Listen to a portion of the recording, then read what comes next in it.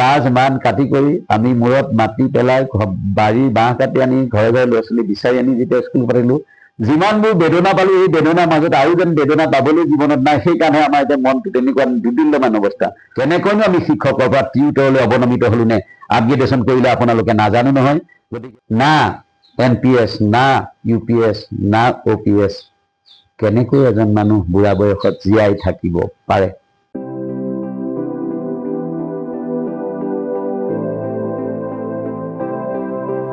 নমস্কাৰ, news north আছামৰ সকলো দৰ্শকক মই ৰমেন বৰাই স্বাগতম জনাইছোঁ। নিউজ নৰ্থ আছামে এবছৰ পূৰ্বে আমি এটা নতুন অনুষ্ঠান আৰম্ভ কৰিছিলোঁ, জীৱনৰ ৰং। বিভিন্ন কাৰণত আমি অনুষ্ঠানটো আগবঢ়াব পৰা নাছিলোঁ আৰু পুনৰ আমি সেই অনুষ্ঠানটো আৰম্ভ কৰিব বিচাৰিছোঁ। জীৱনৰ ৰং অনুষ্ঠানটোৰ জৰিয়তে আমি এগৰাকী ব্যক্তিৰ জীৱনৰ যি সংগ্ৰাম, যি প্ৰত্যাহ্বান বা জীৱন সংগ্ৰামত তেখেতে কেনেকৈ যুঁজিছে তাৰ ওপৰত আলোকপাত কৰা হয়। আৰু আজি আমি আমাৰ এই অনুষ্ঠানটো দ্বিতীয়গৰাকী অতিথি কৰিছোঁ এগৰাকী শিক্ষকক।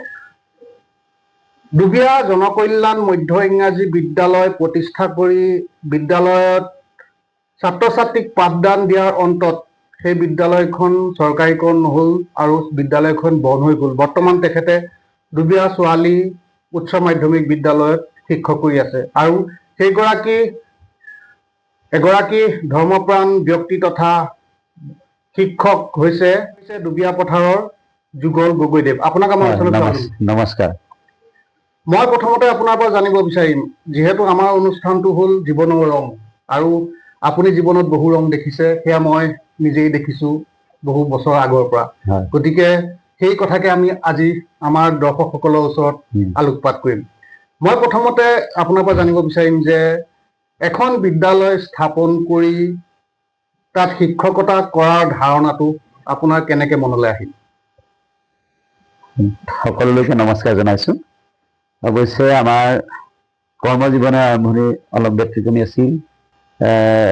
ৰাইজে এটি অনুষ্ঠান দুবিয়া অঞ্চলত পাতিবলৈ সিদ্ধান্ত গ্ৰহণ কৰিলে। আমি তেতিয়া কলেজ পৰ্যায়ত ছাত্ৰ হিচাপে আছোঁ, অৰ্থাৎ মই প্ৰথম তেতিয়া আমাৰ TDC ফাৰ্ষ্ট ইয়েৰ পৰীক্ষাটো দিছোঁহে, মানে দুটা টাৰ্মত আমাৰ পৰীক্ষা হৈছিলে। সেই পৰীক্ষা দিয়াৰ পিছতে তেওঁলোকে স্কুলখন প্ৰতিষ্ঠা কৰি বৰ কাৰণে যুঁজা কৰিলে। আমিও ইয়াতে সামাজিকভাৱে ৰাইজৰ লগত কাম কৰি থকা মানুহ হিচাপে তেওঁলোকৰ লগতে কামত লাগি থাকোঁতে তেওঁলোকে মানুহ বিচাৰি পাই পেলাই আমাক নিয়োজিত কৰিবৰ কাৰণে পৰামৰ্শ আগবঢ়ালে। আৰু সেই সূত্ৰে মই মানে ফাইনেল পৰীক্ষা নিদিয়াৰ আগতে পাৰ্ট 1 পাছ কৰিলোঁ। তেতিয়াই তেওঁলোকে ক'লে যে আপুনি ইয়াত কৰক, দ্বিতীয়বাৰ পাছ কৰিলেতো আপুনি ইয়াৰ দায়িত্ব গ্ৰহণ কৰিব, পঢ়ি থাকক। আৰু সেই সময়ত আচলতে ইণ্টাৰমিডিয়েট এজন শিক্ষক হ'লে ME স্কুল এখনৰ প্ৰধান শিক্ষক হ'ব পৰা পৰিৱেশ আছিল। কাৰণ সেই সময়খনত তেনেকুৱা ধৰণৰ পাৰ্মিশ্যন ৰিকগনিশ্যন এইবিলাক ছিষ্টেমত আছিল কাৰণে তেওঁলোকে সেই দায়িত্ব দিছিল। আৰু আমি সেই সময়ৰ পৰা অৰ্থাৎ মানে 88 চনতে সেই বিদ্যালয়খন প্ৰতিষ্ঠা হৈছিল। আৰু তেতিয়া মনত এটা ভাৱনাও আছিল, নিজৰ চিন্তাও আছিল, পঢ়া শুনাত ইমান পিছপৰাও নাছিলোঁ, তথাপিতো মনত শিক্ষকতা কৰাৰ মানসিকতা এটা আছিল। অন্য 2-4টা সুবিধা পাইছিলোঁ যদিও তালৈ যোৱাৰ মানসটো নহ'ল। তাৰপিছত সেই বিদ্যালয়তে মোক 88 চনতে শেষৰ ভাগলৈ নিযুক্তি প্ৰদান কৰিলে প্ৰধান শিক্ষক হিচাপে। তেতিয়াৰ পৰা বিদ্যালয়খনৰ কাম আৰম্ভ কৰি গাঁৱৰ ছাত্ৰ ছাত্ৰীসকল, যিটো আমাৰ গাঁওখন অলপ সিফালে এখন পিছতীয়া নৈপৰীয়া গাঁও আছে, অৰ্থাৎ আমি যিখন 2 নং কমাৰকটা বুলি কওঁ, তাত আগতে জগৰা গোপচাই বুলি কয়। বৰ্তমান সময়ত পূব ছয়দুৱাৰ ব্লকৰ এইফালে বা বজাৰখনৰ এইফালে, অৰ্থাৎ আমি সেই যিখন জগৰা বুলি কৈছোঁ, অৰ্থাৎ 2 নং কমাৰকটা সোমাই যোৱা বাটটোৰ প্ৰথমতে অৰ্থাৎ এখন প্ৰাথমিক বিদ্যালয়, চেংমাৰগুৰি প্ৰাথমিক বিদ্যালয় আছিল। আৰু সেই বিদ্যালয়খনৰ কাষতে আলম লৈ তাতে আমি এই বিদ্যালয়খন আৰম্ভ কৰিছিলোঁ 88 চনৰ পৰা।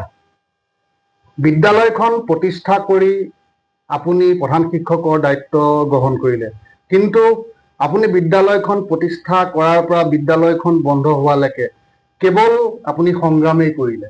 এই সংগ্ৰামৰ বিষয়ে অকণমান ক'ব নেকি? এতিয়া হয়, ক'বলৈ কেতিয়াবা মন যায়, কিন্তু কেতিয়াবা ক'বলৈ এতিয়া অৱসাদ আহিল, কিয়নো আৰু এটা বছৰৰ পিছত মোৰ কৰ্মজীৱনৰ অন্ত পৰিব, অৰ্থাৎ 60 বছৰ পূৰ্ণ হ'ব 27 চনত মোৰ।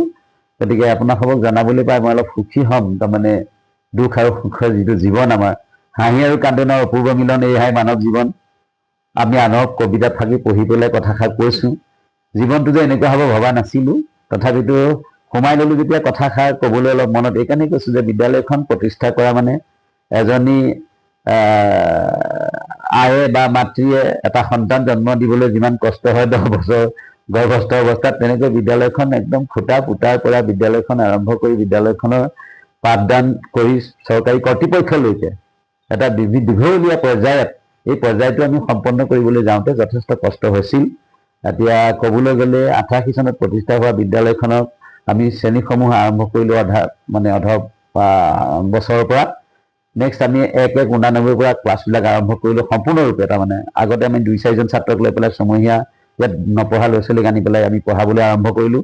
তাৰ পৰা প্ৰথমটো ষ্টেপত আমাৰ 88ত উন্নীত হ'ল। তাৰপিছতে 89ত আমি 1-1 পৰা 5-6-7 আৰম্ভ কৰিছিলোঁ।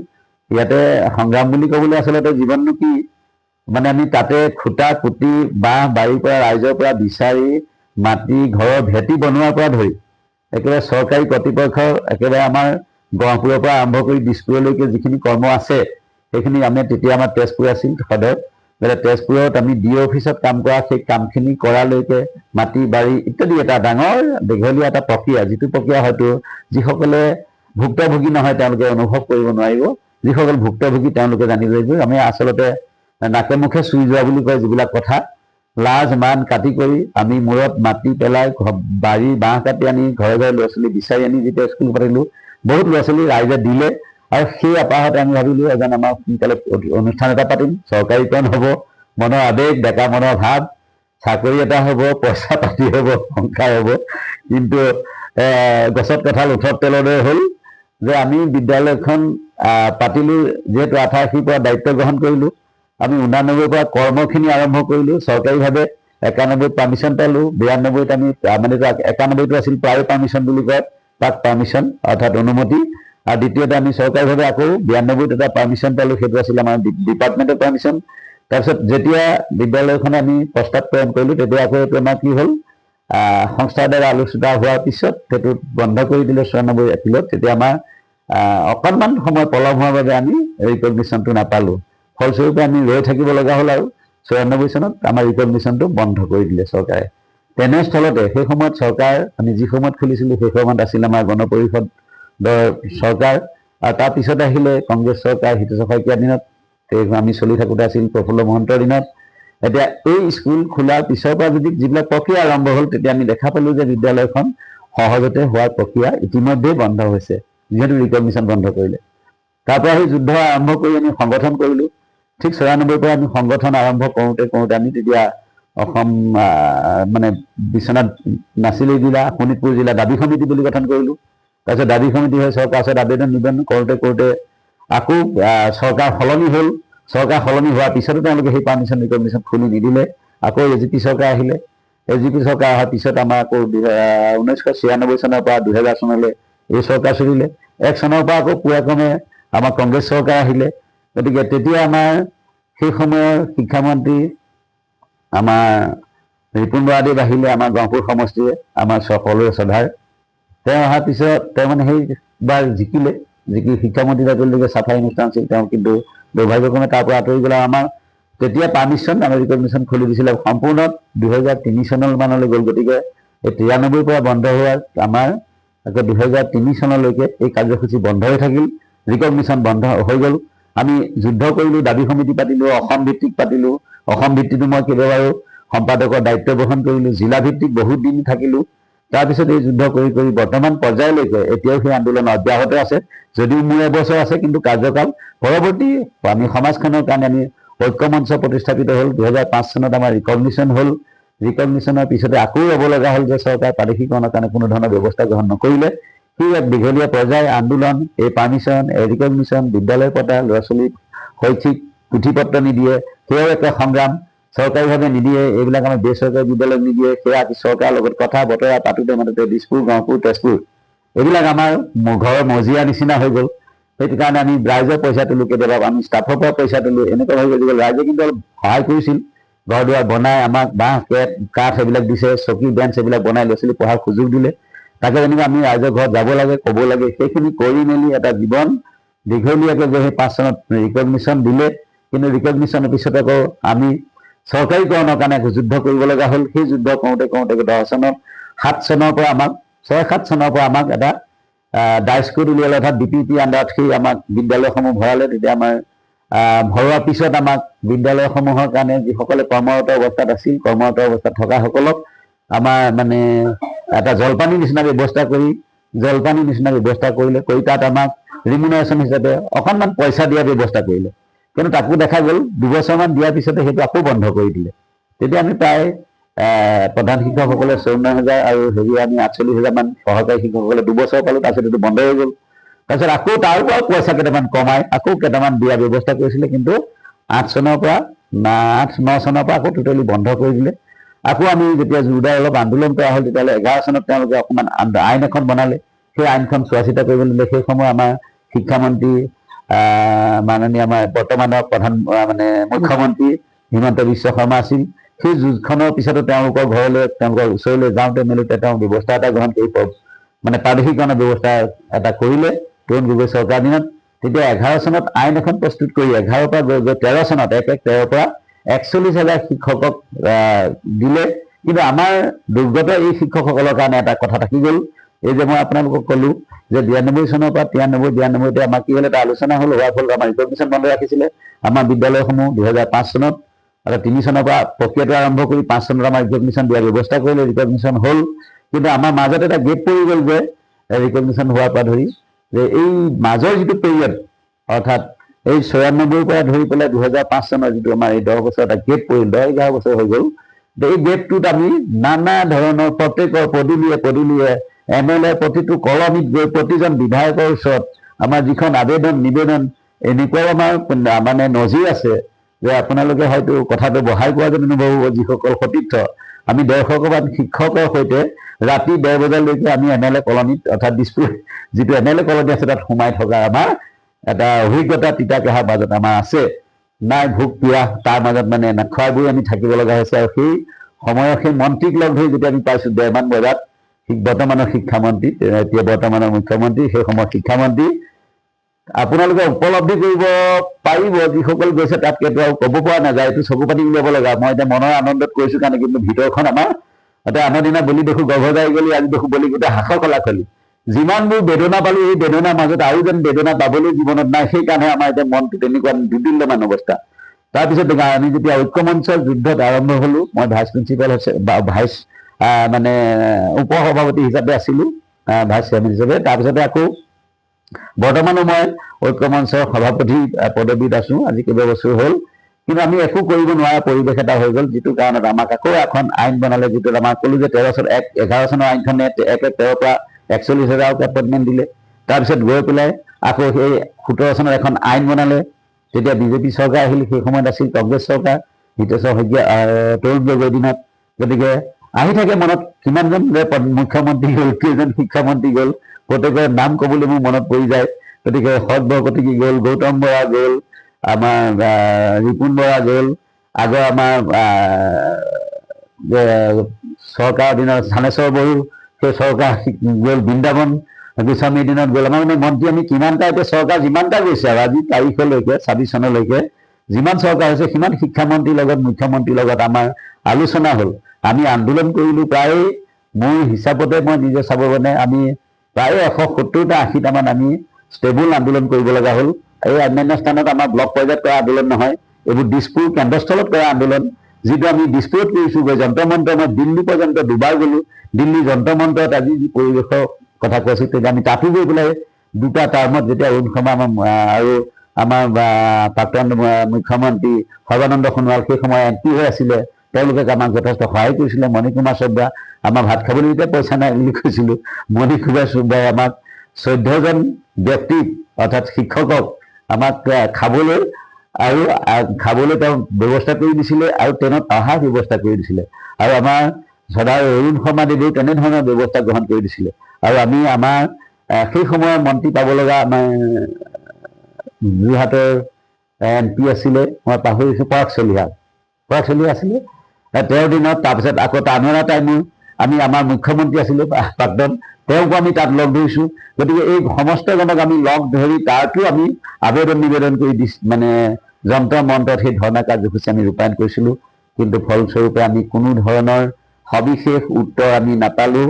17 চনৰ আইনখন গপাই 2021 চনৰ ফেব্ৰুৱাৰী মাহৰ 5 তাৰিখে আমাৰ দিয়া ব্যৱস্থা কৰিলে, কিন্তু দিলে যদিও দিলে এগ্ৰিমেণ্ট কৰি তেওঁলোকে কেৱল মাত্ৰ আমাক টিউটৰ নামৰ নতুন এটা অভিজ্ঞতা প্ৰদান কৰি টিউটৰ বুলি এটা আইন এখন কৰা বিনিময়ত আমাক দিলে। কিন্তু তাৰ বিনিময় কি হ'ল জানে, 10,800 টকাৰে এটা চাকৰি বুলি ক'বলৈ যাওঁতে টিউটৰ হিচাপে আমাক মাননি প্ৰদান কৰিলে। আৰু সেই মাননিৰে জানো বৰ্তমান সময়লৈকে সম্ভৱ হয়? আৰু কেইটামান বছৰ যোৱাৰ পিছত এতিয়া তেওঁলোকে 12,000 টকা দিছে। সিদিনাখন সদনত হোৱা তোলপাৰখিনিত আপোনালোকে নিশ্চয় মন কৰিছে, আমিও লোভত মৰে বৰশীত মাছ, আগ্নগুণি গুণে পাছ বুলি কয়। তেনেকৈ আমি আইনখনৰ লগত যুদ্ধ কৰি থাকোঁতেই তেওঁলোকে যেতিয়া দিলে, সেই এপইণ্টমেণ্টক আমি ল'লোঁ। লোৱাতেই আমি আন্দোলন কৰা আৰম্ভ কৰিছিলোঁ যে আমাৰ এই প্ৰক্ৰিয়াৰে এজন ব্যক্তিৰ এখন ঘৰত 12,000 টকা দৈনিক 400 টকাকৈ চলিব পৰা যায় জানো? কেনেধৰণৰ এনেকুৱা চৰকাৰৰ হীনমান্যতাৰ মাজত আমি দৈন্যতাৰ মাজত এই পৰিয়ালসমূহ চলি আছোঁ, অৰ্থাৎ আমি ক'ব পৰা অৱস্থাত নাই। য'ত আমাৰ 16,000 শিক্ষকক তেওঁলোকে টিউটৰ হিচাপে অৱনমিত কৰিলে, অৰ্থাৎ শিক্ষকৰ পৰা টিউটৰ উপাধিত কৰি আমাক নিয়োজিত কৰিলে। তাৰ মাননি কেৱল মাত্ৰ আজি পৰ্যন্ত আমাক তেওঁলোকে 10,800ৰ পৰা বঢ়াই 1200 টকা আকৌ বঢ়াই আমাক 12,000 টকালৈ কৰিলে। এই ছায়েন্সৰ টিচাৰ, মই আচলতে আপাৰ প্ৰাইমেৰী শিক্ষক, আপাৰ প্ৰাইমেৰীসকলক তেনেকুৱা ধৰণৰ ব্যৱস্থা কৰিলে। লোৱাৰ প্ৰাইমেৰীখন আমি LP স্কুলত তেনেকেই কৰিলে। হাইস্কুলখন যথাক্ৰমে অলপ তাতো বেছি নহয়। এজন কলেজৰ শিক্ষকৰ কাৰণে জানো 18,000 টকা বা 20,000 টকাটো জানো সম্ভৱ এতিয়া চলিবলৈ? আৰু তেওঁলোকে বৰ্তমান সময়ত অজুহাতটো দেখুৱাইছে, চাওক যে 6% বঢ়াই দিছে। আপোনালোকৰ অংকত কওক, 12,000 টকাত 6% বঢ়ালে 720 টকা যদি বছৰি বাঢ়ে, তেতিয়াহ'লে আমাৰ বাৰু বৰ্তমান সময়ত এই আকাশলংঘী বস্তুৰ জুই চাই দামত এটা পৰিয়ালৰ একোজন ল'ৰা ছোৱালীক বিদ্যালয়ত পঢ়ুৱাৰ পৰা ধৰি খা খৰচ ঘৰখন চলালৈকে এইবোৰ জানো দিব পৰা সম্ভৱতা হয় জানো? এইবাৰ সদনত তোলপাৰ হোৱা দেখি আমি ভাল পাইছোঁ যে এইটো কাৰণতে আমি গুচি যাম, কিন্তু এতিয়া বৰ্তমান যিটো পৰ্টেল খুলিছে তাকো এটা আইন যিখন সংশোধন যোৱাবাৰ মানে অধিৱেশনৰ শেষৰ ফালে কৰি থলে, সেই আইনখনেও তেওঁলোকক কিন্তু সকাহ দিয়া ব্যৱস্থা গ্ৰহণ নকৰিলে। তাৰোপৰি আৰু এটা মাধমাৰ দিলে, চাওক আজি আমি যেতিয়া বিদ্যালয় খুলিছিলোঁ তেতিয়া ইণ্টাৰমিডিয়েট শিক্ষক লাগে। তাৰপিছত আকৌ যেতিয়া 5 চনত ক'লে পাৰ্মিশ্যন ৰিকগনিশ্যন দিবৰ সময়ত তেওঁলোকক গ্ৰেজুৱেট টিচাৰ লাগে। সকলো শিক্ষক গ্ৰেজুৱেট আৰু বাকীসকল ইণ্টাৰমিডিয়েট আছিলে, কিন্তু তেতিয়াও বহুত শিক্ষকেই গ্ৰেজুৱেট আছিলে। আৰু সেইসকলক সেই সময়ত তেনেকুৱা ধৰণৰ ব্যৱহাৰ কৰি বৰ্তমান সময়ত তেওঁলোকে সমাকাৰ দৃষ্টিত LP স্কুলৰ এজন শিক্ষকে যিমান পইচা পায় আৰু আমিও সিমান পইচা পোৱাৰ বাবে সমভাৱে এই পইচাটো যেন বিতৰণ কৰিলে, যেন কণা হাঁহক পতান ধান দিয়াৰ দৰে আমিও তাকে বৰ মূল্যৱান বুলি ধৰি ললোঁ। যিহেতু মৰা মানুহে, পানীত পৰা মানুহে বোলে খাই ফুটাডালকো জীৱনত সাবটি ধৰে, তেনেদৰে আমি ভাবিলোঁ যে কিবা এটা নিশ্চয় চৰকাৰে দিম বুলি কৈছে, আমাক দিব। আৰু আজি এটা কথা আপোনালোকক কৈ আমি অলপ দুখ নে সুখ মই নিজে নাজানো, কিন্তু উপলব্ধ হৈছে আন্দোলন কৰি চিঞৰি বাখৰি মই বৰ্তমান চৰকাৰক এতিয়া বা ৰাইজকো আমি অৱগত কৰিবলৈ বিচাৰিছোঁ। সেই সময়ত যেতিয়া আমাক এপইণ্টমেণ্ট দিছিলে 21 চনৰ ফেব্ৰুৱাৰী মাহৰ 5 তাৰিখে, তাত কোৱা আছিল যে মন্ত্ৰীয়ে নিজ মুখে কৈছিল, সেই সময়ত মুখ্যমন্ত্ৰী আছিল, অন্যান্য মন্ত্ৰীবৰ্গ আছিল, যে আপোনালোকে বৰ্তমান ট্ৰেকত সোমাই লওক, সোমাই লোৱাৰ পিছত আপোনালোকে শিক্ষক হিচাপে মৰ্যাদা পাব, আৰু সেই মৰ্যাদা পোৱাৰ লগে লগে আপোনালোকৰ চৰকাৰীভাৱে ব্যৱস্থা গ্ৰহণ কৰা হ'ব। আৰু এদিনো যদি তেওঁলোকে চৰকাৰী চাকৰি কৰে তেতিয়াহ'লে 10 লাখ টকাকৈ তেওঁলোকক দিয়া যাব। এতিয়া মই দুখৰ কথা, গহপুৰৰ এছেছমেণ্টটো দিছোঁ মই, সেইখনো ক'লোঁ যে দিছপুৰত আমাৰ 16,000 শিক্ষকক এপইণ্টমেণ্ট দিলে। 16,000ৰ পৰা গৈ বৰ্তমান সময়ত কিজানি আমাৰ 10,000 মান শিক্ষকে বৰ্তমান সময়ত কৰ্মৰত অৱস্থাত আছে। আৰু এই শিক্ষকসকল বৰ্তমান বৰ্ষ থাকি পেলাই 28-29ত সমস্ত শিক্ষকে ইয়াৰ পৰা ৰিটায়াৰ গ্ৰহণ কৰিব। আৰু এতিয়া আন্দোলন কৰি থকাৰ পিছত তেওঁলোকে আমাক সেই 6% বঢ়াই দিছে। সেইটো দিলেই তাৰ ওপৰত মাধমাৰটো আপোনালোকে আপগ্ৰেডেশ্যনৰ লুক এটা কৰি দিলে। শিক্ষকক আমি টিউটৰক শিক্ষক কেতিয়া বনাম? টিউটৰক শিক্ষক বনাব তেওঁলোকে টেট দি পেলাই। আজি এই বয়সত মোৰ আৰু এবছৰ আছে, তেনেদৰে আৰু খুব কম সংখ্যক শিক্ষকৰ মাত্ৰ 2-4 বছৰ আছে, যে আমি মই ক'লোঁ আপোনালোকক যে 28-29ৰ ভিতৰত আমাৰ সমুদায় শিক্ষকেই ৰিটায়াৰমেণ্ট হ'ব। আৰু এতিয়া আপুনি মন কৰক যে ৰিটায়াৰ্ড হ'লেই 10,000 মান শিক্ষক বৰ্তমান সময়ত আছে, 6,000 মানৰ ভিতৰতে প্ৰায় 1500 মান শিক্ষক ইতিমধ্যে মৃত্যু হৈছে। আৰু তেওঁলোকে সেই সময়ত কৈছিলে যে ট্ৰেকত সোমালে 10 লাখ টকাকৈ আপোনালোকক পেঞ্চন গ্ৰেচুইটি দিয়াৰ কথা এটা, পেঞ্চনে দিয়ে নে গ্ৰেচুইটি দিয়ে, এককালীন সাহায্য প্ৰদান কৰাৰ কথা আছিলে। কিন্তু সেয়া গছত কঁঠাল উঠত তেল হ'ল। গতিকে আমি খাবলৈ পেপালি পোৱাৰ কথা আমি ভবা নাই, কিন্তু এটা মানুহৰ মানৱীয় দৃষ্টি আৰু সেইখন মন্ত্ৰীয়ে কোৱা একোটা কথা আদেশ আৰু আইনত পৰিণত হয় বুলি আমি বিশ্বাস কৰোঁ। বৰ্তমান সময়তো তেনে চলি আছে, মুখেৰে কয় এটা, হাতে কামে কৰে এটা। তেনে ব্যৱস্থা কৰাটো কেতিয়াও সমীচীন হোৱা নাই আৰু মানুহক লৈ হেতালি খেলাটো আমি কোনোদিনে বিচৰা নাই।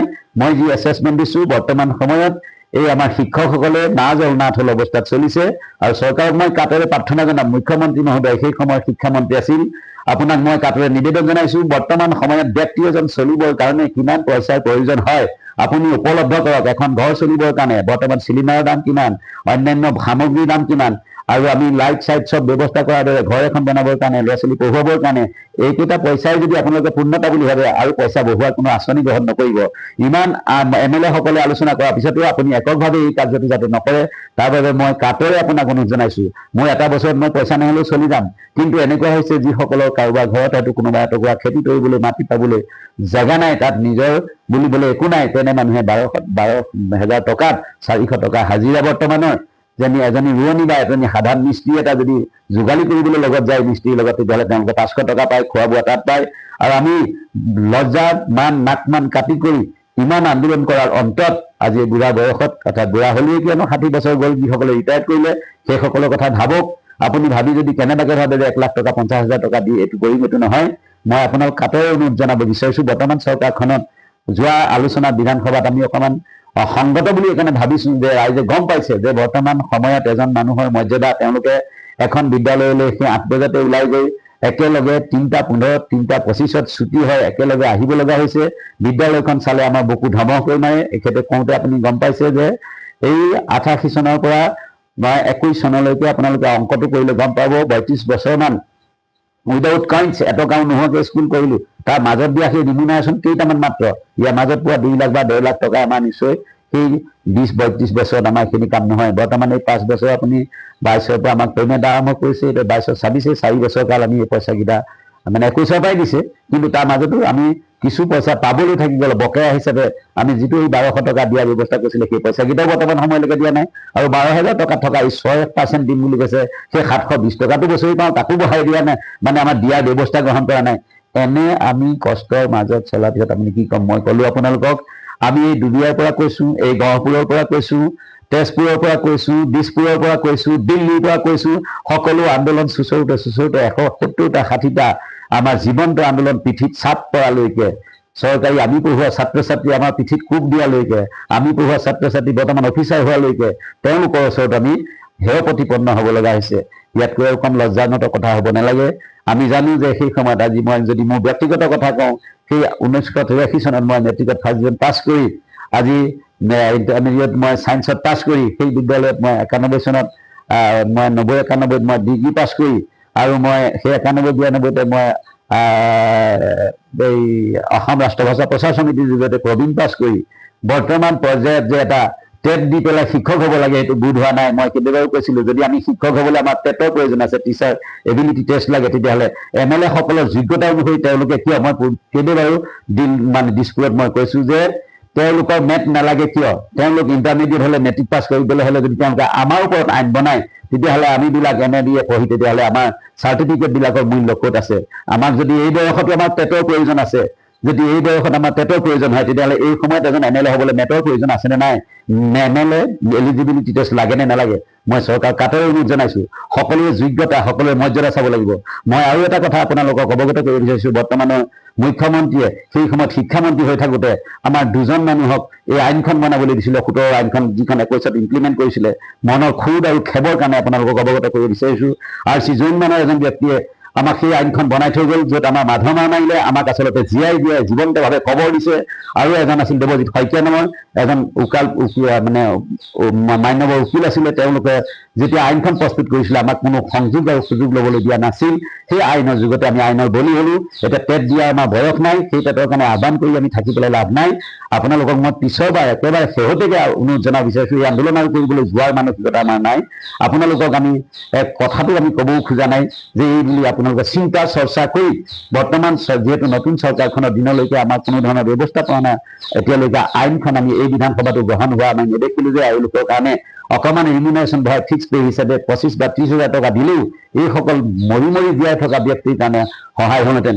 আপোনালোকে ভাবি চাওক যে যিসকল এতিয়া আমি 10,000 মান জীৱন্তভাৱে কবৰ খাই আছো আৰু যিসকল এতিয়ালৈ মৃত হৈছে, সেই যে 10 লাখ টকা দিম বুলি কৈছিলে, অন্ততঃ সেই পইচাকেইটা দি আৰু এইকেইদিন থকা দিনকেইটা তেওঁলোকে যদি কমেও 25,000 বা 30,000 টকা যদি আমাৰ এই শিক্ষকসকলক অকণমান অনুদান হিচাপে বা অকণমান সহৃদয়তাৰ দৃষ্টিভংগীৰে মানৱীয়তাৰ দৃষ্টিভংগীৰে দি আমাক উপকৃত কৰে, তেতিয়াহ'লে তেওঁলোকৰ বহুত পুণ্য হ'ব। আৰু যদি তেওঁলোকে কিন্তু এই কামটো নকৰে, আমি নকওঁ, গীতা শাস্ত্ৰ ভাগৱতে সমস্তই কৈছে যে যদি আমি যি কৰ্ম কৰোঁ সেই কৰ্মৰ ফল নিজে নিজে আমি ভোগ কৰিবলৈ পাম বুলি, সেয়া গীতাই কৈছে, শাস্ত্ৰই কৈছে, আমি কোৱা নাই। আমিও হয়তো ক'ৰবাত কৰ্ম কৰিছিলোঁ ভুল কৰ্মৰ বাবে আজি হয়তো আমি এনেধৰণে শাস্তি খাব লগা হৈছে। জীৱন মাত্ৰ সংগ্ৰাম, জীৱনৰ ইয়াৰ ৰং, সংসাৰ আছে, সমাজ আছে, তাৰ মাজত চলি জীৱন্তভাৱে চলি আছো কাৰণে জীয়াই আছো। সকলোটিলৈকে মই ধন্যবাদ জনাইছোঁ আৰু আপোনালোকক অৱগতিৰ কাৰণে এই কথাখিনি অৱগত কৰোঁতে 2-4টা কথা 19-20 হৈছে। তাৰ বাবে মই এইকাৰণে কৈছোঁ যে চৰকাৰক বিশেষত আমি দিছপুৰত থাকি বহুবাৰ আলোচনাত বহাৰ পিছতো যিমান কেইজন মন্ত্ৰীৰ মই নাম ক'লোঁ, বৰকটীৰ পৰা হওক, থানেশ্বৰ বড়োৰ পৰা হওক, সেই সময়ত বৃন্দাবন গোস্বামীৰ পৰা হওক, বৰ্তমান শিক্ষামন্ত্ৰীলৈকে, আমি বৰ্তমান শিক্ষামন্ত্ৰীৰ লগতো যোৱা বৰ্ষতো আমি কমেও মই নিজ ভাবি 5 বছৰত কিজনী মই 6-7 বাৰ মান লগ ধৰিলোঁ আলোচনা, কিন্তু কোনোদিনে আমাৰ পজিটিভিটি আমি নাপালোঁ। আৰু এইবাৰো তেওঁ কৈ আছে আমি 6% বঢ়াই দিছোঁ, অৰ্থাৎ 720 টকা বঢ়াই দিলে এজন মানুহে বছৰত কিমান টকা পাব? 12,000 টকা। আৰু সেই অংকটো আপোনালোকে নিজৰ হাতত থকা পিছতো সেই কথাষাৰ পুনৰাবৃত্তি যাতে কৰি আমাক আৰু লজ্জানত নপৰে, তাৰ বাবে মই আহ্বান জনাইছোঁ। আৰু মুখ্যমন্ত্ৰী মহোদয়ক পুনৰবাৰ মই অনুৰোধ জনাম যে মানৱীয়তাৰ দৃষ্টিৰে আপুনি শিক্ষামন্ত্ৰী হৈ থাকোঁতে কোৱা কথা কেইষাৰ 10 লাখ আপোনালোকে বিবেচনা কৰিব। 10 লাখ আপোনাৰ মুখেৰে ওলোৱা কথাটোৱে কৈছোঁ। যদি আপোনাৰ বক্তব্যৰে আমাৰ কথাখিনিয়ে সানুনয়ে যদি আমি জনাইছোঁ যে 10 লাখৰ ঠাইত আপোনালোকে নিজে ভাবি গুণি যদি এটা কিবা দিয়ে, তেতিয়াহ'লে এই যে 6,000 আঁতৰি গ'ল তেওঁলোকৰ কাৰণে। আৰু যিবিলাক বিদ্যালয় আপোনালোকে এতিয়া আমাক এটা আকৌ পৰ্টেল খুলি পেলাই সংযোগ কৰিব বিচাৰিছে, যে যিসকলৰ বিদ্যালয়ত মানে আমাৰ প্ৰাদেশিকৰণ নহ'ল, তেওঁলোকৰ দিনলৈ যাতে আমাৰ দৰে জীয়াটো ভোগাই যাতে আপোনালোকে কিবা এটা সাধাৰণ টুপ দি যাতে আকৌ বান্ধি নথয়, তাৰ বাবে মই কাটৰে অনুৰোধ জনাইছোঁ। জীয়াই থাকিবৰ কাৰণে যি সংগ্ৰাম, এই সংগ্ৰামটো তেওঁলোকে মান্যতাৰ খাতিৰত কৰিছে। গাঁৱত পঢ়ি থকা অকণ শিশুসকলক পঢ়োৱাটো যদি আমাৰ বাবে আপোনালোকে অপৰাধ বুলি ধৰি লয়, দেখা যায় চৰকাৰে বৰ্তমান সময়কণত যেনেকুৱাকৈ অনুষ্ঠান পাতিবলগীয়া হৈছে, ৰাইজে পাতিছিল, ঠিক একেদৰেই আমি এই বৰ্তমান সময়তো চৰকাৰী অনুষ্ঠানবিলাকৰ লগত আকৌ বেচৰকাৰী অনুষ্ঠানকো যোগ কৰিব লগা হৈছে।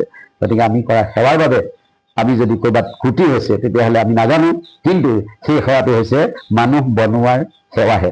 ইয়াত কোনো প্ৰতিশোধমূলক সেৱা নাছিল, যাৰ বাবে আমি শিক্ষক হিচাপে ৰাজ আলিত ওলাই গৈ আমাৰ পুলিচৰ হাতত, আমি পঢ়োৱা ছাত্ৰৰ হাতত আমি অপমানিত হ'ব লগা হৈছে। তেওঁলোকৰ লাঠিৰ কোবো খাবলৈ খোৱা দাগ এতিয়াও আমাৰ মনত সেয়া সাজ বহি আছে। সকলোকে মই ধন্যবাদ জনাইছোঁ আৰু চৰকাৰক পুনৰবাৰ অনুৰোধ জনাইছোঁ, মাননীয় মুখ্যমন্ত্ৰী মহোদয়, শিক্ষামন্ত্ৰী মহোদয়, আপোনালোকে কেবিনেটৰ জৰিয়তেও পাৰে পইচা কেইটামান বঢ়াই ল'বলৈ, কিন্তু এইটো কথা মনত ৰাখিব যে এইসকল গুচি যাব, কিন্তু আপোনালোকলৈ এই কালিমাটো কিন্তু থাকি যাব। মই কালিমা বুলিয়ে ক'ম এইকাৰণেই, আপোনালোকৰ মুখেৰে ওলোৱা বাক্যখিনিকে আপোনালোকে ৰক্ষা কৰিলে এইসকল কৃতাৰ্থ হ'ব। এইসকলক যিসকলে এতিয়া টেট দিব পৰা বয়স নাই বৰ্তমান সময়ত, সেইসকলক এতিয়া যেতিয়া আপগ্ৰেডেশ্যন কৰাৰ কথা কৈ আছে, আমি কেতিয়াও টেট দিয়া পৰিৱেশো নাই আৰু দিলেও তাৰ উত্তৰ পোৱাৰ আশা নাথাকে। গতিকে মই আহ্বান জনাইছোঁ 25-30 হাজাৰ টকা এইসকলক দি অন্ততঃ এই যিসকলে এতিয়া পৰ্টেল খুলি আপুনি দিছে মৃত হ'ল, যিসকলে এতিয়া স্বৰ্গগামী হৈছে, তেওঁলোককো কিবা এটা দিয়াৰ এককালীন ব্যৱস্থা গ্ৰহণ কৰক। আৰু যিসকলক প্ৰাদেশিকৰণ কৰিম বুলি ভাবিছে, সেইসকলে যাতে সমুদায় যিটো মানৱ সেৱা, service to man is service to God বুলি আমি ভাবি লওঁ। গতিকে সেইকাৰণে তেওঁলোকে সেৱা আগবঢ়াইছে। সকলোলৈকে যাতে আপোনালোকে সমদৃষ্টি প্ৰেৰণ কৰে, তাৰ বাবে আমি আপোনাক অনুৰোধ জনাই মোৰ বক্তব্য সামৰণি মাৰিছোঁ। ধন্যবাদ। মই শেষত আপোনাৰ পৰা আৰু এটা কথা জানিব বিচাৰিম। যিহেতু আপুনি সুদীৰ্ঘ বছৰে ছাত্ৰ ছাত্ৰীসকলক শিক্ষাদান দিলে, সমান্তৰালভাৱে আপুনি বিদ্যালয়খন চৰকাৰীকৰণ বা আপোনাৰ নিজৰ চাকৰিটো চৰকাৰীকৰণৰ নামত আপুনি আন্দোলন কৰিবলগীয়া হ'ল। ইমান সুদীৰ্ঘ বছৰ আপোনাৰ যি সংগ্ৰাম, সেই সংগ্ৰামৰ মাজত আপোনাৰ কেতিয়াবা মনত ভাৱ অহা নাছিল নে, মই কিয় এই শিক্ষকৰ বৃত্তিটোত লাগি আছোঁ, মই বেলেগ কাম কৰোঁ? হয়, অৱশ্যে সেইটো নোহোৱা নহয়, কিন্তু যেতিয়া এটা অনুষ্ঠান খোলা যায়, যেতিয়া ছাত্ৰসকলৰ মাজত একাত্মবোধে আমি সোমাই পৰিলোঁ, তাৰ পাছত আমি বেলেগ অনুষ্ঠান এটাত বেলেগত গ'লে ছাৰ বুলি মতাৰ যিটো মৰ্যাদা, এই মৰ্যাদাটো যেন হানি হ'ব, মোৰ মনত হোৱা শংকাটোৰ কথা কৈছোঁ। কিন্তু আমি সামাজিকভাৱে সমান্তৰালভাৱে সমাজৰ যিকোনো অনুষ্ঠান প্ৰতিষ্ঠানৰ লগত সদায় জড়িত হৈ থাকোঁ, আৰু সেইকাৰণে হয়তো আমি মনৰ পৰা সেইটো মুচি পেলাব নোৱাৰা হ'লোঁ। মই অৱশ্যে আপোনালোকক অৱগত কৰিছোঁ যে কেইবাটাও সুযোগ পায়ো মই নগ'লোঁ, অন্যান্য পোচাকি কিবা মই হেৰিও পাইছিলোঁ সুবিধা, কিন্তু যাবলৈ মই নকৰিলোঁ। যে শিক্ষকৰ দৰে এটা সন্মানীয় পদ ছাত্ৰ ছাত্ৰীসকলক জ্ঞান দিয়াটো এটা পৰম সৌভাগ্যৰ কথা। যিহেতু আমি যিখিনি শিকিলোঁ সেই শিকা জ্ঞানখিনি তেওঁলোকক প্ৰদান কৰিব পাৰিলে তেওঁলোকে ভৱিষ্যত জীৱনত নিশ্চয় এই কথাবোৰ মনত ৰাখিব আৰু শুদ্ধ আৰু সাত্বিক বাটেৰে গৈ সমাজ এখনক শুদ্ধতা নিৰ্ণয় কৰাত তেওঁলোকে পৰিগণিত হ'ব। যাৰ বাবে আপোনালোকক আমি ক'বলৈ এটা সুযোগ পাইছোঁ, আমাৰ বিদ্যালয়ৰ পৰা পঢ়ি যোৱা কেইবাজনো ছাত্ৰ ছাত্ৰীয়ে বৰ্তমান সময়ত APSC পৰীক্ষাত উত্তীৰ্ণ হৈ কলেজ পৰ্যায়ত চাকৰি কৰিছে, আৰু কলেজত একেলগে তেওঁলোকে এপইণ্টমেণ্ট লৈছে, য'ত আমি 12,000 টকাত এখন আমি মানে 10,800 টকা আমি এপইণ্টমেণ্ট লেটাৰখন আমি গ্ৰহণ কৰোঁতে আমাৰ হয়তো বুকু ধমক কমাইছে। তেওঁলোকেও বৰ্তমান সময়ত তেওঁলোকে কিন্তু এতিয়া লাখ টকাৰ ওচৰত পাইছে। মোৰে ছাত্ৰ, আমি পঢ়োৱা বিদ্যালয়তে 3 বছৰ পঢ়ি তেওঁ গৈছে, আৰু সেই বিদ্যালয়ৰ পৰা তেওঁ এতিয়া কলেজত তেওঁ দিল্লী ইউনিভাৰ্চিটিত পঢ়ি পেলাই তেওঁ দিল্লী মানে জৱাহৰলাল নেহৰু বিশ্ববিদ্যালয়ত পঢ়ি তেওঁ এতিয়া কলেজত কাম কৰিছে। তেওঁ লাখ টকাৰ ওচৰৰ দৰমহা হ'ল, আৰু আমি সেই 12,000 টকাত বৰ্তমান সময়ত আহি 12,000 হৈছে, সেই টকাতে আবদ্ধ থাকিব লাগিছে। কিন্তু সেই বৰ্তমান এজন বিজ্ঞানী হিচাপে এতিয়া ভাৰতবৰ্ষত তেওঁ 8জন বিজ্ঞানীৰ ভিতৰত এজন ছাত্ৰতে তেওঁ থিতাপি লাভ কৰিছে। গতিকে এইবিলাক আমাৰ মনত, কিন্তু আমি চাইছোঁ বিভিন্ন বিভাগত আমাৰ ছাত্ৰ ছাত্ৰীসকলে এতিয়া সেই ঠাইত অধিগ্ৰহণ কৰিছে যে তেওঁলোকে একজন অফিচাৰ হিচাপে নিজে বহি আছে।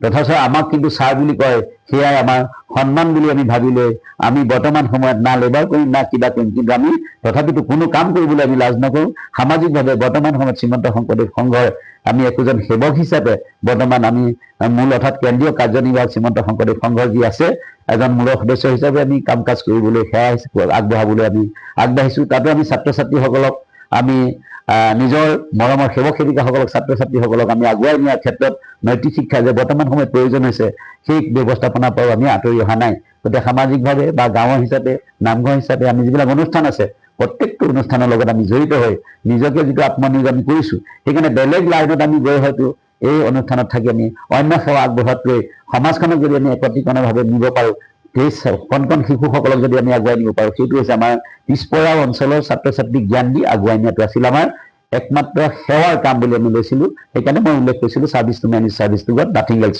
গতিকে বৰ্তমান সময়ত আমি কৰিব লগা কামখিনি যিটো কৰিছোঁ তাৰ ফলদাতা বিভুৰ হাতত বুলি আমি এৰি দিছোঁ, আৰু যিয়ে মানে কৰ্মৰে ভাবি নলওক কিয় তেনে অনুষ্ঠানে যাতে নিশ্চয় জীপাল হৈ উঠিব। কিন্তু বৰ্তমান বিদ্যালয়খন চাব নোৱাৰা অৱস্থাত পৰিলে, বিদ্যালয়খন এতিয়া পৰিত্যক্ত অৱস্থাত আছে। সেই দুখটোৱে আমাৰ কিন্তু বুকুখন এতিয়াও ধমক হৈ মাৰে। সেই পৰিত্যক্ত বিদ্যালয়খনৰ যিটো পৰিৱেশ আৰু সেই সময়ৰ নথি পত্ৰসমূহ নিয়াৰ যি ব্যৱস্থাপনা গ্ৰহণ কৰিছিল চৰকাৰক, এইটোও আমি আহ্বান জনাইছোঁ যে সেই বিদ্যালয়সমূহ যিটো বৰ্তমান সময়ত কিছুমান মানে আমি একত্ৰীকৰণ হৈ গৈছে, তেওঁলোকক আকৌ ছিংগুল স্কুল হিচাপে প্ৰতিষ্ঠা কৰিলে, কিন্তু তেওঁলোকৰ স্কুলবিলাক আছে। আমাৰ যিবিলাক স্কুল আমি ক'ৰবাত গৈ পেলাই বেষ্ট স্কুল হিচাপে আমাক দিলে, সেই বিদ্যালয়খনৰ মাটি বাৰী কাগজ পত্ৰসমূহ বৰ্তমান সময়ও আমি চৰকাৰে বিধিগতভাৱে গ্ৰহণ নকৰাৰ বাবে আমি অলপ দুখত পৰিছোঁ। সেই মাটিসমূহ যাতে বা সেই নথি পত্ৰসমূহ যাতে তেখেতসকলে গ্ৰহণ কৰি সেই ভূমিসমূহ যাতে কাৰোবাৰ আকৌ অধিগৃহীত হ'ব যাতে নালাগে, তাৰ বাবে আমি চৰকাৰক পুনৰবাৰ আহ্বান জনাব বিচাৰিছোঁ। আপোনাৰ কথাৰ পৰাই আমি অনুমান কৰিব পাৰিছোঁ যে এগৰাকী শিক্ষক হিচাপে আপুনি সফল, কিন্তু এগৰাকী কৰ্মচাৰী, শিক্ষক মই কৰ্মচাৰী কাৰণে কৈছোঁ যে দৰমহা পোৱাজনক আমি কৰ্মচাৰী বুলি কওঁ।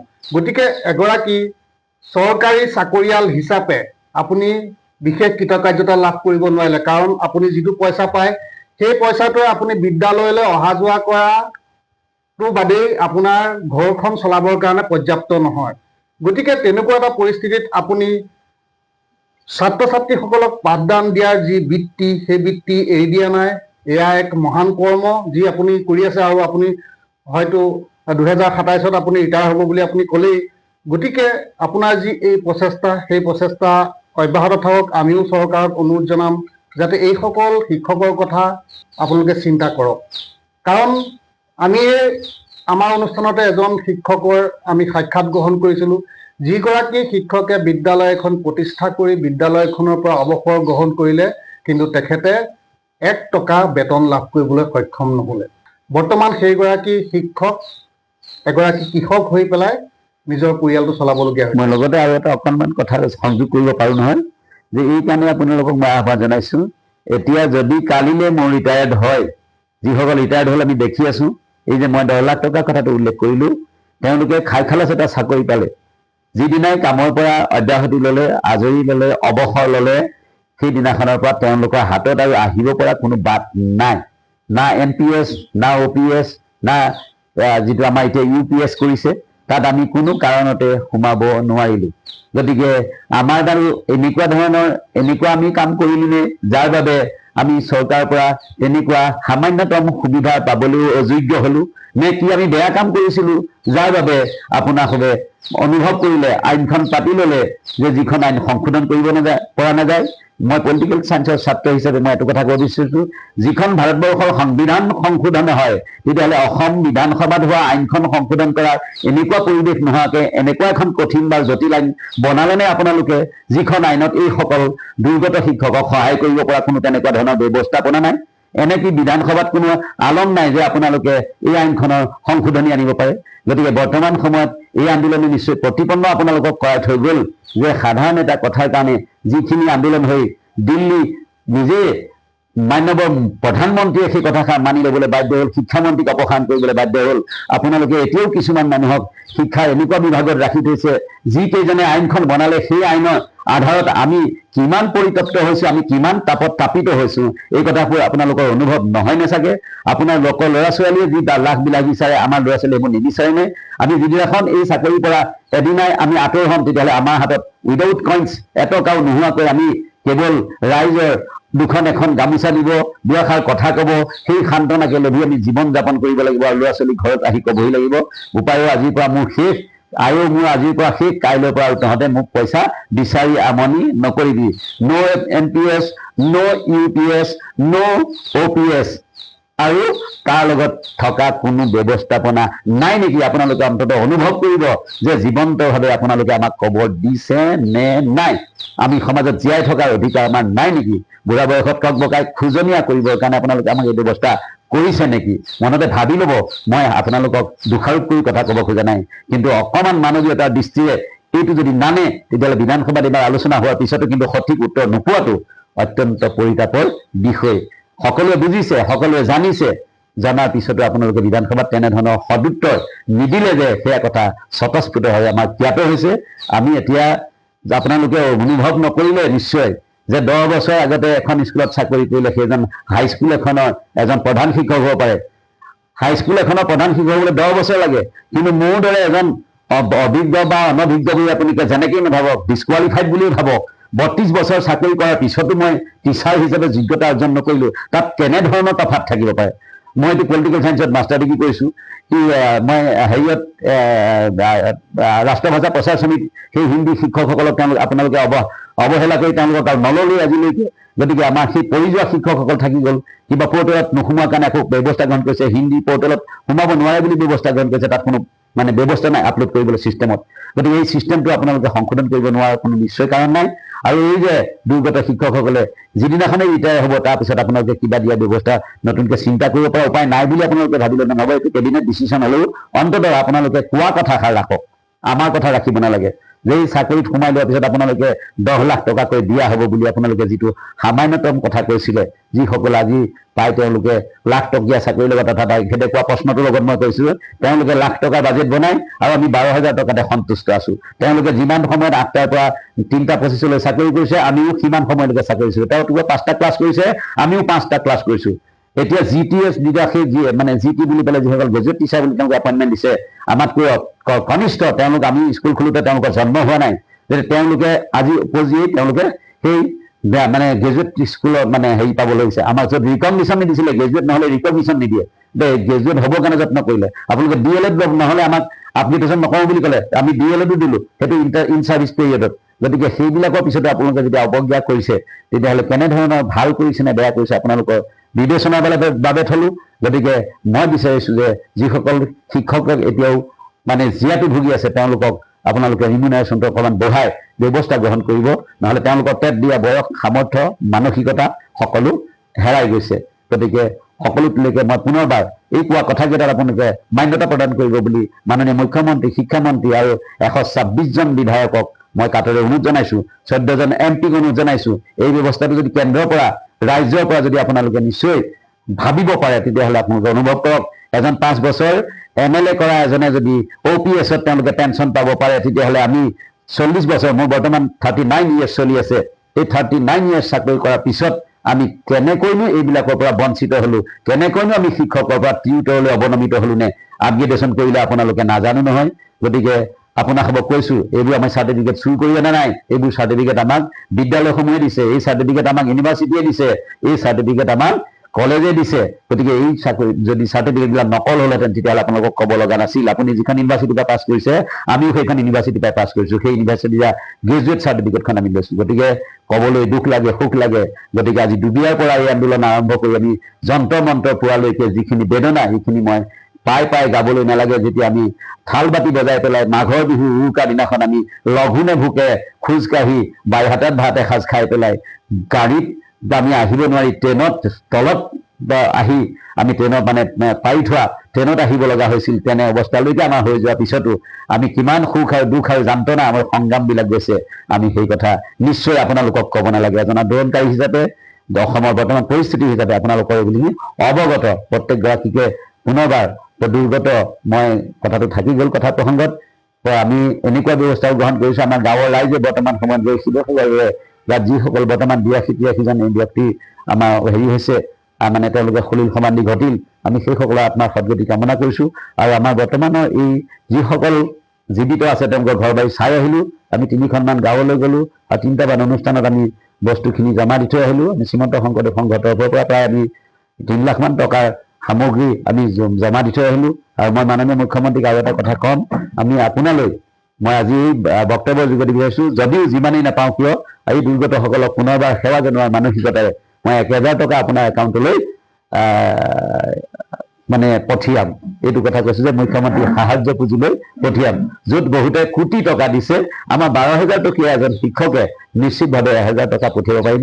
লাগিলে আমি মোৰ 2.5 দিনৰ দৰমহা যাব, গতিকে মোৰ তাত ক'ব লগা নাই। দৰমহা দৰমহাটো নহয়, ৱেজে যি বুলিয়ে নিদিয়ক, হাজিৰা বুলিয়ে দিয়ক, গতিকে তাৰ মই 1000 টকা আপোনালোকে লৈ পঠিয়াম, যাতে দুৰ্গতসকলে সুযোগ সুবিধা পায়, আপোনালোকে ব্যৱস্থা গ্ৰহণ কৰে। তাৰ বাবে মই আপোনালোকলৈ আবেদন জনাই মোৰ কথাখিনি কৈ সামৰণি মাৰিব বিচাৰিছো। সকলোটিলৈকে মই পুনৰবাৰ ক্ৰমাগতভাৱে মাননীয় মুখ্যমন্ত্ৰী, শিক্ষামন্ত্ৰী আৰু আমাৰ 126জন বিধায়ক, 14জন MP মই কাটৰে অনুৰোধ জনাইছো, আমাৰ এই বিষয়টো আপোনালোকে হৃদয়ংগম কৰক, অনুভৱ কৰক। না NPS, না UPS, না OPS, কেনেকৈ এজন মানুহ বুঢ়া বয়সত জীয়াই থাকিব পাৰে অকণমান ভাবক। ভাবি আপোনালোকে নিজেই উপায় উলিয়াওক। আমি বৰ্তমান সেই ঠাইলৈকে আমি গৈ আছো। ধন্যবাদ জনালো। আৰু জীৱনৰ ৰং অনুষ্ঠানৰ এই খণ্ডটিৰ পৰা মই ৰমেন বৰাই বিদায় মাগিলো। নমস্কাৰ।